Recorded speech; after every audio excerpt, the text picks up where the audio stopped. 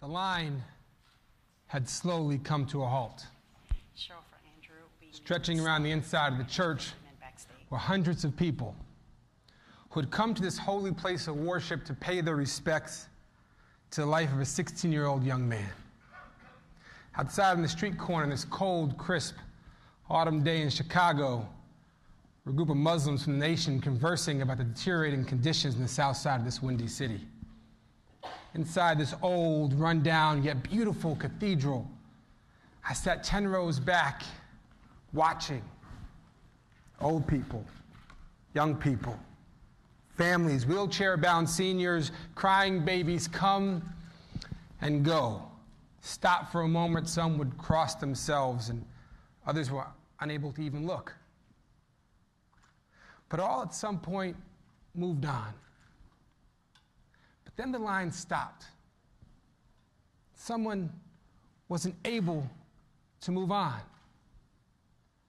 Someone wasn't aware there are hundreds of people in line behind her. Someone didn't care about the Muslims taking their positions for the arrival of the minister. Someone needed time, and no one said a word. We all just watched. We watched this precious, beautiful 8-year-old angel stand over her cousin's open casket and hug him like she may never see him again. We watched this child gently touch and caress the face of another child, yet one was living and the other had passed on. We watched her father dressed in a black t-shirt with a Jesus piece gold medallion chain around his neck stand next to her, standing and staring at the ceiling in utter pain, but clutching his precious angel by his side. We all just sat and watched and pretended as if we weren't in the room. So this child who walks with God could have her one last moment with her hero.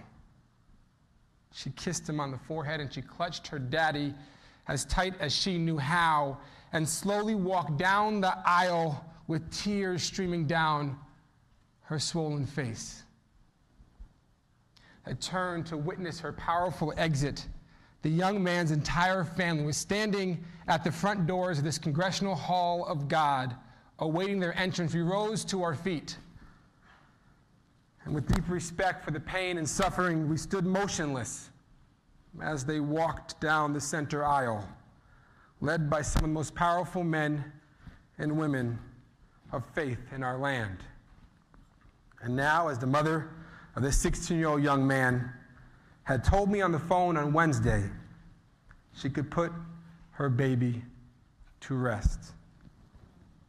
These were words that I wrote after attending the funeral of this young man, this 16-year-old man. I was sent a video, and this image from the video was the image, the last moment before this 16-year-old man saw the end of his life. And I sent the video, and I was asked by the family if I could help bring some dignity to the death of their child, so their child would not die in vain. As my newly appointed position as editor-in-chief of Global Grind, a website that Russell Simmons had founded, they asked if we would put up a story on the death of their child. And it reminded me of a conversation that I had with a friend, the mayor of Newark, Cory Booker, about what happens when black children die, what happens when brown children die, and what happens when white children die. And far too often, we remember the names of the white kids, but the black children are numbers in the newspapers. Homicide 372 of the year, or black teen, or black boy, or black or teen, and for white children, and this is no disrespect to the pain of their families, but their names become part of our everyday vocabulary. This beautiful girl, Natalie Holloway, was killed almost a decade ago. This young child, John Benet Ramsey, killed almost 2 decades ago. For those New Yorkers in the room, this young man, Etan Paltz, was killed over 3 decades ago. And just last year, his face was on the cover of our newspapers. And so I thought, who here is currently on Twitter? Who here was on Twitter in 2012? Who here was on Twitter in 2011, 2010, 2009, 2008? The inventor of Twitter is here. And so at this, thank you for having us. At this time in social media, Twitter was new. As you can see, there weren't a lot of folks in 2009, but we thought maybe, just maybe, we could get this young man's name to trend. And so we created a hashtag, very simple. He has a name, Darion Albert. And there he is, 16-year-old Darion Albert. And we created this hashtag, he has a name, and in 6 hours it trended. And it was there, right there on Twitter, he has a name, Darion Albert. And on Wednesday, the White House called and said, what do we do? And I said, you send him to Chicago. It's 2009. And instead they sent Secretary Arne Duncan, the Secretary of Education, and they sent the Attorney General Eric Holder to Chicago. And I sat there in the pews of this church on Saturday afternoon with 3,000 people, Minister Farrakhan and Father Flagler and Minister Jackson and Reverend Sharpton. And I watched this young girl say her goodbye, and I got on the plane, and when I got home to New York, I got a message on my voicemail. And the message said, would you come to Queens tomorrow on Sunday and sit with Donna Hood in her home, in her living room? And I did, and I grieved with the mother of a 13-year-old child who was shot with one bullet to the back of his head, a block away. He has a name, Kevin Miller. And then I ended up in Detroit. I sat in the church in Detroit of this beautiful young lady, Ayanna Jones, who was sleeping in her home with her grandmother, and the police came in, and it was supposed to be the house upstairs, and they went to the house downstairs, and they busted in the door with the TV cameras following her, and they kicked the door, and grandma stood up and said, no, and they shot. And they put a bullet in her head, and she died. And we kept, over the years and the months, we kept doing, he has a name, and she has a name, and he has a name, and she has a name, and he has a name, and over and over and over and over and over and over and over and over. Heaven Sutton from Chicago. And on February 26, 2012, this young man was killed. And Jasiri, my good dear friend, your words are so beautiful. And this young man was killed, and we ran a story, he has a name, Trayvon Martin. And we thought it was just another one of these series that we do on Global Grind of another young black man who was killed, and can we just at least give this family some peace of mind? Their child at least will remember their name. But you know, this time felt a little bit different. This time felt like there was something wrong. There wasn't an arrest. It didn't feel right. And everyone was talking about this, but yet the family, Sybrina Fulton and Tracy Martin, the parents of this child, were just fighting for justice for their son.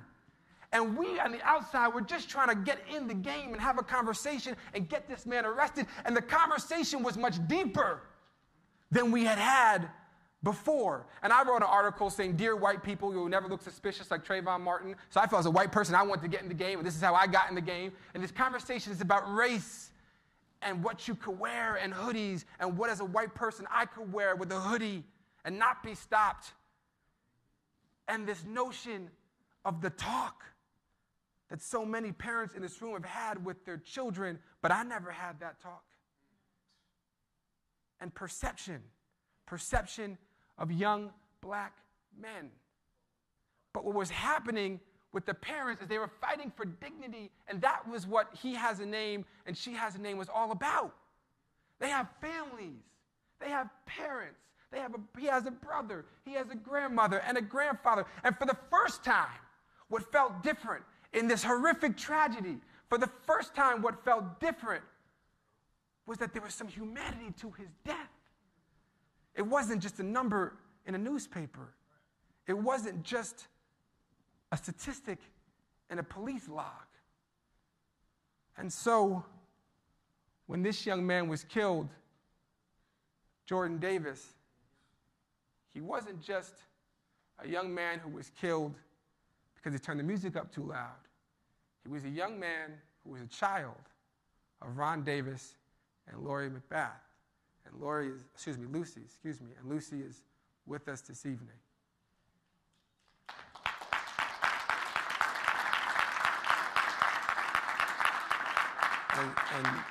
And Lucy, I want you to know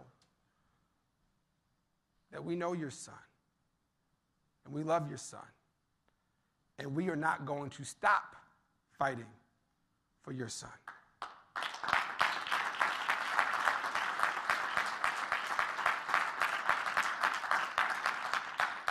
And this time felt different. And then, in the State of the Union address, the President of the United States of America invited the two people on the left to sit next to the First Lady of the United States and recognized that their pain, their suffering, just 8 days after she participated in the president's inauguration, Hadiyah Pendleton was shot and killed with a bullet to the back. And the president on national television, every network on television, recognized that their pain and their suffering is equal to the pain and suffering of any American family. That's right. Because these children, Lucy's child, Sybrina's child, Hadiyah's mother's child, Hadiyah's their child, they're our children.